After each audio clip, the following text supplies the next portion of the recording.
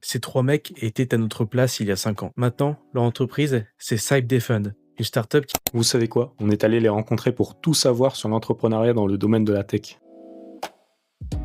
Bonjour à tous, moi c'est Julien Zamit, cofondateur de CypDefund et ancien élève de Centralis IG2I.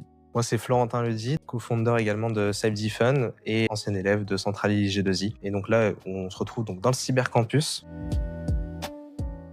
Et donc CypDefund, c'est une start-up d'application security testing, donc un domaine de la cybersécurité, auquel on a appliqué donc pas mal d'intelligence artificielle pour améliorer les résultats et être un outil très performant. Un entrepreneur, c'est une personne qui remarque que quelque chose ne va pas dans son environnement, dans son travail, et qui prend une initiative, qui se dit je vais créer quelque chose qui va résoudre ce problème. Ça a été plutôt ton cas. Ouais, ça a été plutôt mon cas. Ouais. Et je me suis dit qu'avec l'intelligence artificielle, on a une manière d'améliorer les résultats, de proposer des outils plus performants. Et c'est là qu'est venue l'idée de créer CypDefund. Pour moi, la compétence la plus importante pour un entrepreneur, c'est de bien savoir s'entourer, bien savoir trouver une équipe, parce que quand on parle de compétences, pour créer une entreprise, être un solo founder, c'est la chose la plus compliquée au monde. C'est-à-dire qu'on ne peut pas réunir toutes les compétences en une seule personne. Pour moi, c'est pas possible.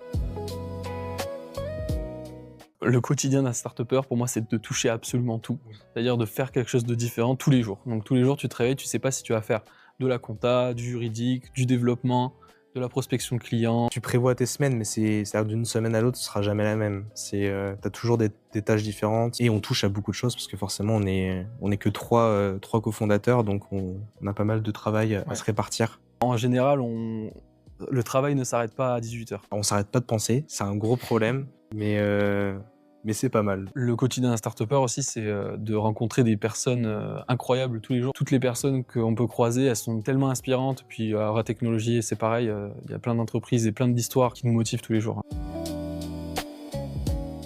Notre objectif des prochaines années, c'est aller vers l'international et pas juste à se substituer uniquement à la France. Ce sera une belle réussite en soi. Ouais, je me vois bien dans des grandes open space à San Francisco. Dans 5 ans. Puis dans 10 ans... Dans 10 ans, une licorne, j'espère. Voilà, dans 10 ans... De la cybersécurité. Une licorne française. Si tu veux te lancer, lance-toi. N'attends pas de savoir si tu veux te lancer. Faut apprendre en faisant. Nous, c'est ce qu'on dit, hein, on se rate, on apprend et on recommence. Puis avoir le feu. Ouais. Le feu, l'envie, vraiment la rage.